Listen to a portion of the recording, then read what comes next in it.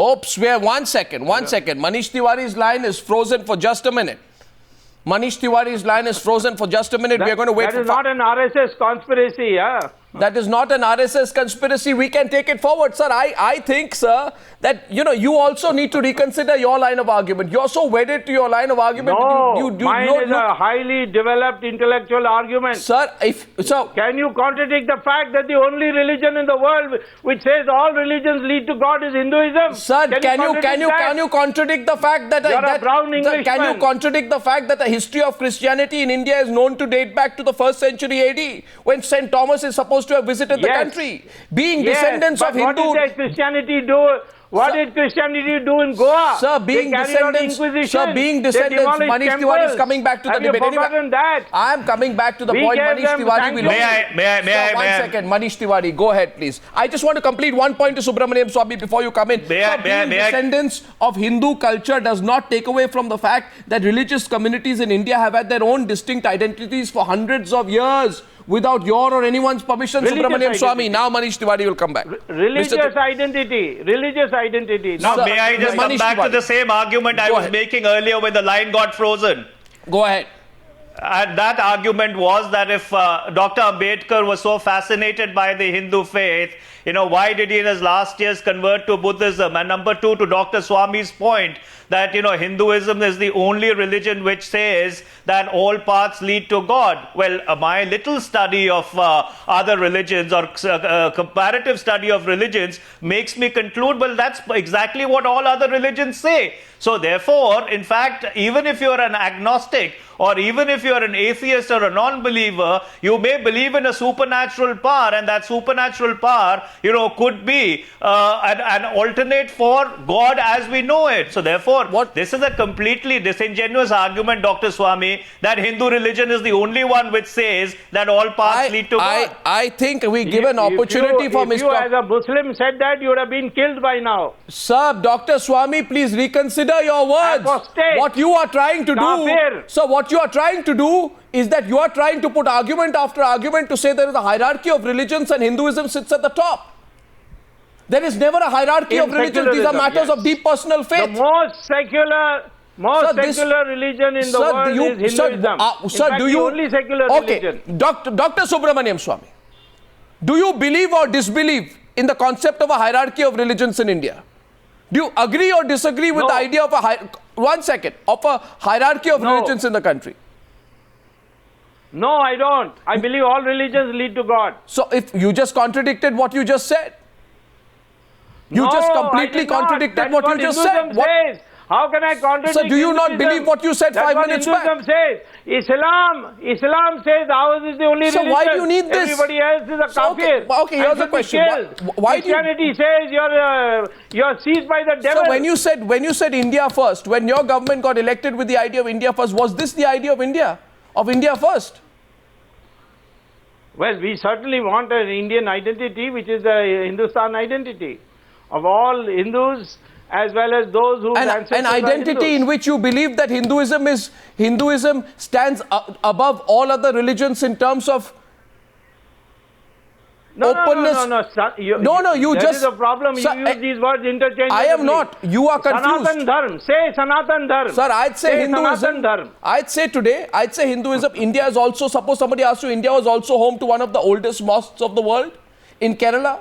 Built around 600 AD, just 7 years after the mosque in Medina. So just as Hinduism has deep roots, allow me to complete. Just as Hinduism has deep roots. Mosque is not a religious place. Sir, just as Hinduism has deep roots in India, history of Islam. Which can be demolished anytime. They do it in Saudi Arabia all the time. Sir, are you not being insulting, demeaning, patronizing and disregarding the roles of other religions in this country? Mr. Goswami. Building a composite No. And is this the idea of India first that you have voted with? I think Sir, Manish Tiwari is coming back. I am also saying they lead to God. Sir, Manish Tiwari is coming back. Mr. Goswami, I just wanted to make two arguments. You see, if you look at the secular conception of the Indian state, it only lends itself to two interpretations. The first interpretation is the strict separation of the church and the state, and the second interpretation is Sarv Dharm Sambhav, which is equal respect for all religions. Under no circumstances does it even procrastinate or assume that there is one religion which is supposed to have supremacy over the others. And to Dr. Swami's point about, mosques regularly getting demolished in certain countries, may I point out to him that it is the party which he represents which demolished the Babri Masjid / the Ram Janambhoomi temple. So therefore, if there is anybody who's assaulted the concept of secularism the most in this country, it is unfortunately the party which Dr. Swami belongs to. Sir, you want to respond to that, or can you take my next question? I have a next question. I do. I would say, Mr. Manish Tiwari, you seem to have forgotten the Constitution. Please read Article 25 and 26. It says, subject to morality, public health and public order, all shall have freedom to practice religion. Now, if there is something which contradicts morality, if something which contradicts public order, if something that contradicts public health, the state has a right to intervene.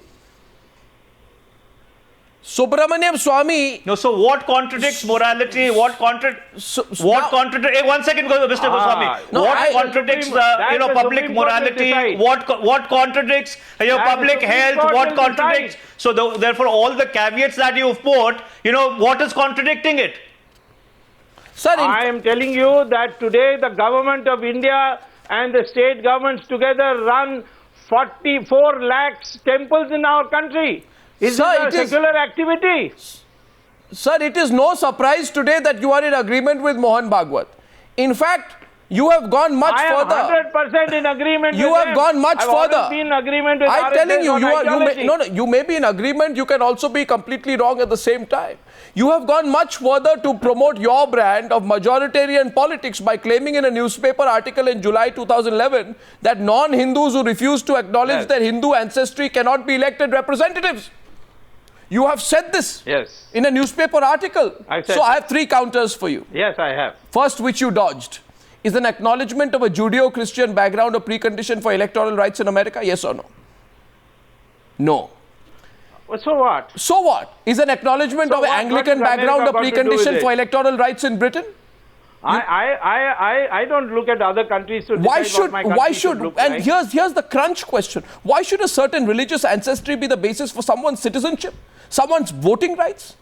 Or an elected representative? Sir, this point of view, nobody in India will buy that argument, sir. Nobody in India will buy that argument. I will explain. First of all, I said that those who do not acknowledge their Hindu ancestry, they should not be given the vote. That's what I said, number one. And the reason I said it is Sir, you said, Pakistan was created on, wait a minute, let me finish. That's what I said. I said that those who do not acknowledge their Hindu ancestry should not be given the right to vote. And the reason I said Which means they cannot be elected representatives. I mean, what can... Now let me finish. You're a little worried now. Sir, on 3 points you got caught. Pakistan was created on the principle that those Muslims who cannot have anything to do with Hindus must get a separate country. So I am saying that I am willing to own the Muslims by saying that your ancestry is Hindu, so we are one family. But I am saying that those who don't acknowledge that, they are people who ought to have gone to Pakistan. May I, Mr. Goswami, come in for a moment? Yes, quickly, before we close. May I come in for a moment? Yes, you can, Mr. Tiwari. May I remind Dr. Swami that if he was to just look at Pakistan, what theocracy and what fundamentalism has done to that country. It has almost unfortunately become a failed state. And number two, the person who created Pakistan in the name of religion, the entire two-nation theory, Muhammad Ali Jinnah, you read his first speech, in fact, the man seemed to have become a born-again secularist. His first speech to the people of Pakistan was that all people of all faiths will have the right to be able to live equally in Pakistan. You know, unfortunately, it could have been chicanery, but that's what the man had said. Maybe he didn't live long enough to see that dream realized. So my question to you is, hang on, my question to you is, do you want to make India into another Pakistan, Dr. Swami? Not at all. And has Najma Heptullah, one second, follow up. I don't want India to be anything but a democracy. Sir, has Najma Heptullah, who's the union minister in the Narendra Modi cabinet, acknowledged that Hindustan is the nation of Hindus? Has she acknowledged that all her ancestors were Hindus? Nation of Hindus. And those whose ancestors are Hindus. She has said all her ancestors were Hindus. I'll have her DNA tested to prove it. Sir, this is absolutely ridiculous. I think we are going to levels which we should not go to. Sir, please. Sir, you understand this is pure majoritarian. Mr. Goswami. Pure majoritarian. Mr. Goswami. Ancestors are Hindus. Sir, I think... Mr. Goswami, Mr. Goswami, allow me to come in for a moment. You know, this is the most amusing argument because, in fact, you know, the heathens, you know, would predate the Hindus also. So, therefore, essentially what Dr. Swami is trying to say by making that ancestry argument is that all of us are heathens, you know, at the end of the day. Because the fact is that there was a form of civilization that existed in this country, you know, even before Hinduism came. So therefore, if you go by the logic of ancestry, then there's something which predates Hinduism. How did you not read Article 1 of the Constitution, Dr. So Swami? therefore, I mean, you and I can disagree on everything else, but I'm very surprised. Even if I say that you have your own prejudice in the matter, how did you skip Article 1 of the Indian Constitution? I mean, you and Mr. Bhagwat. But which says, no, there's nothing contradictory. That of course there is. Republican identity. Of course, you have not even read the article. I'm talking about a cultural identity. Sir, nowhere that does is the citizenship question. Sir, you prove to me now. Okay, then you prove. Okay, then you prove to me now, Subramaniam Swami. Sir, you prove to me now, or you say I'm wrong. Okay, nowhere does the Constitution, which in my view is the document that defines the Indian state and which is the guiding book for the function of an Indian democracy. For you, it may not be. For you, it may be Mr. Golwalkar's books. Nowhere does it mention the word Hindustan. That is my view. Now you contradict me. Well, it doesn't need to say Hindustan. Now you say it doesn't need to say. The Constitution is a body for giving the foundation for the laws of our country. So we are now subverting the Constitution as well. No, there's nothing. You must know what a constitution is, Mr. Arnab Goswami. You must know what a constitution is, and therefore it defines citizenship, and therefore it has got nothing to do with culture, except that some cultural aspects of Hinduism, like banning cow slaughter, Sanskrit, uniform civil code, these are all parts of the Constitution. Yeah. And surprisingly, it is part of the Constitution. Absolutely. Your political side may make you say that. Your legal side will disagree. No, so I will ask you later whether your moral side agrees with your own argument. So therefore, Mr. Goswami,